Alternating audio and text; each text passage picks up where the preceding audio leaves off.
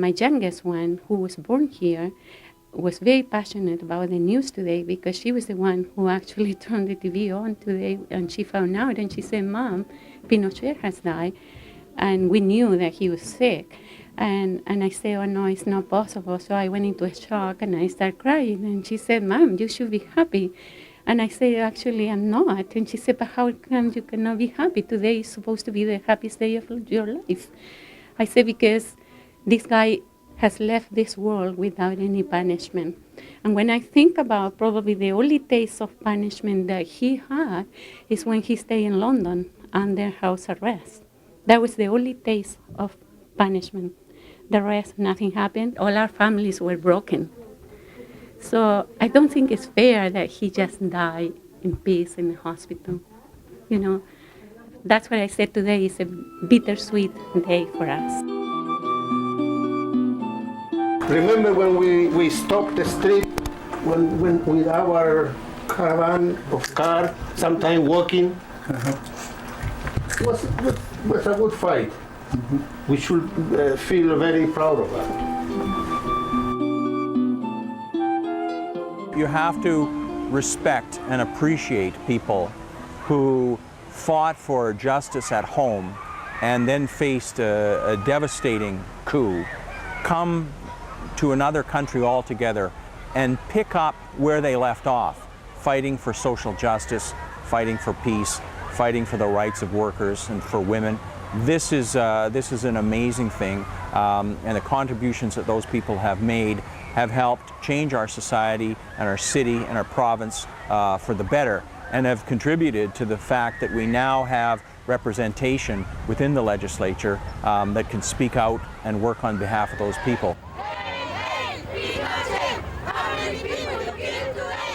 I want the youth to understand that these people gave their lives.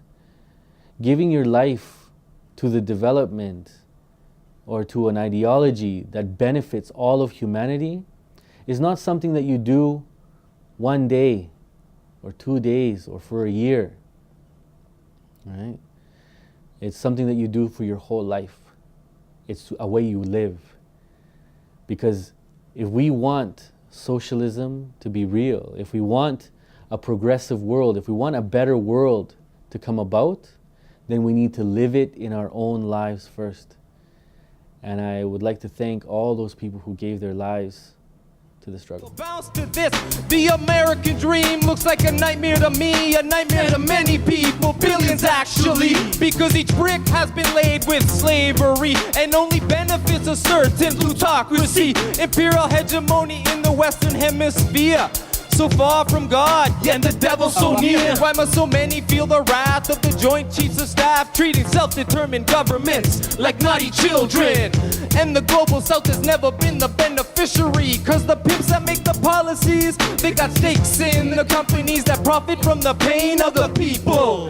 And these episodes got many sequels, from Knox in Nicaragua to the dolls in Guatemala, Bush and Cheney in Afghanistan and Iraq. People take the power back, yo. Es evidente que todo lo que pasa en Latinoamérica está entrelazado no solo dentro de la historia de los países, sino que dentro de las historias de los países poderosos que han querido y han estado dominando nuestras naciones. En el caso de Latinoamérica, digamos Estados Unidos como fuerza imperialista, ha tenido mucho que ver con todas las transiciones, digamos, que hemos tenido en nuestros países, con todas las guerras, con todos los mismos tratados de paz, con los sistemas de injusticia, con los sistemas de explotación, con el derrocamiento de presidentes, no solo en Chile o en Guatemala, en Nicaragua, en El Salvador, sino que en toda la América Latina, en Argentina, en Perú, en Bolivia, en la República Dominicana, en la misma Cuba y en Granada. O sea, todos esos acontecimientos políticos no pueden verse de manera aislada porque no son aislados. Son un problema que tiene un enemigo común, una raíz común, ¿verdad? Que todos lo sabemos, que es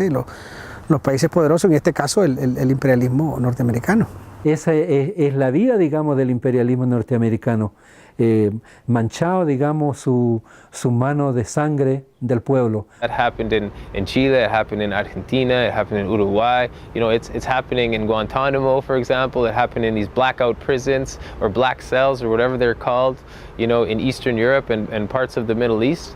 And I mean, I think that, you know, history repeats itself, and no one's paying attention to history. Cause it don't matter what part of the left you're on, we work together to bring down the hegemon. In solidarity, we chant down Babylon. Cause we be the people's poets, and we be the people's poets, we be the people's poets, and I grew up in a culture where wealth was abundant and where you had a really good mind frame where you could do anything in the world. But what you wanted to do was self-gratification. It was like, yeah, but like, I want to have fun. I want things now. And so then growing up, I always knew I could do whatever I wanted to do, but I never heard that voice of truth.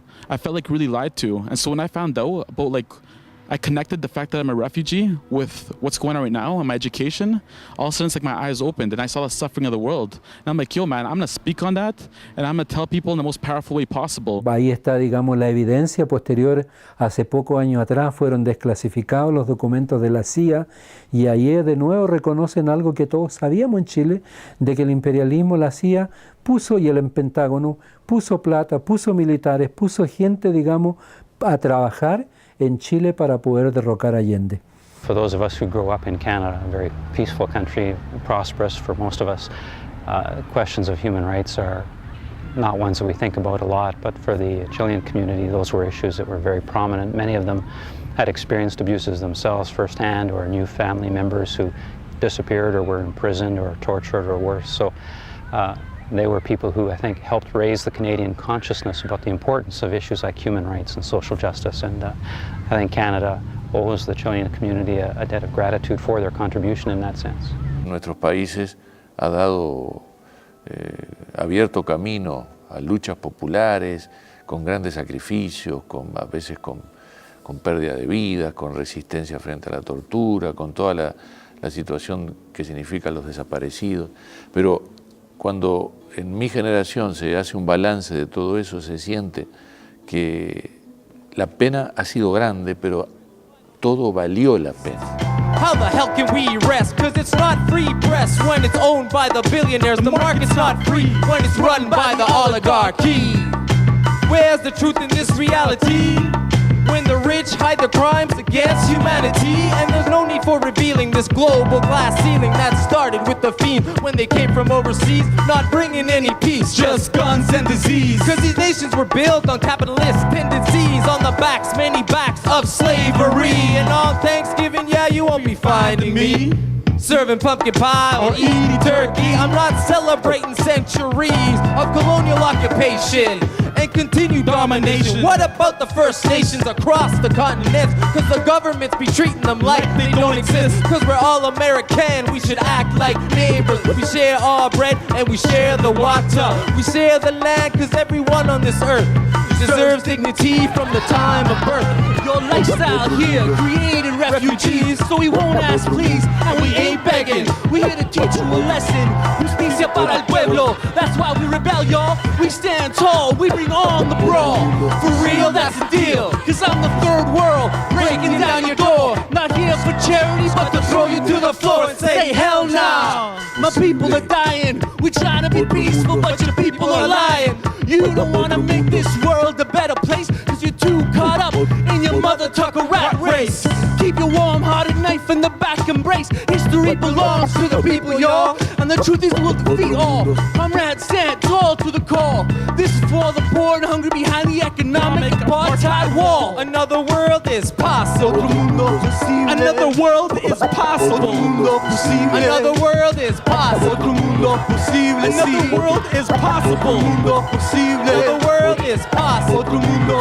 Another world is possible. Let's do this, Solidario. Tear down the fence and shed this first decadence that was laid brick by brick at other cultures' expense. History's made by the people and it says to me, take pride in our culture, live the memory. We remember how they lived, we remember why they fought, spread the hope that they brought, learn the lessons that they taught. We remember what they sang, cause music from the South is revolutionary. Music from the South be liberated. Music from the South be demonstrated. That's why we listen to Violeta Parra, Fela Kuti, Bob Marley, Victor Jara. Cause they coming from the South and their voices ringing out, they're all telling us that another world is possible. Another world is possible. possible. Otro mundo posible. Another world is possible. Otro mundo posible. Another world is possible. Otro mundo posible. Another world is possible. Otro mundo posible. Another world is possible. Otro mundo posible, sí. Right. Put your hands up if you believe. Put your hands up if you believe. Another world is possible. Otro mundo. Otro mundo. We want to thank you all so much. When we come together, when we work in concert with one another to think about how we can make a better world, that's what it's all about.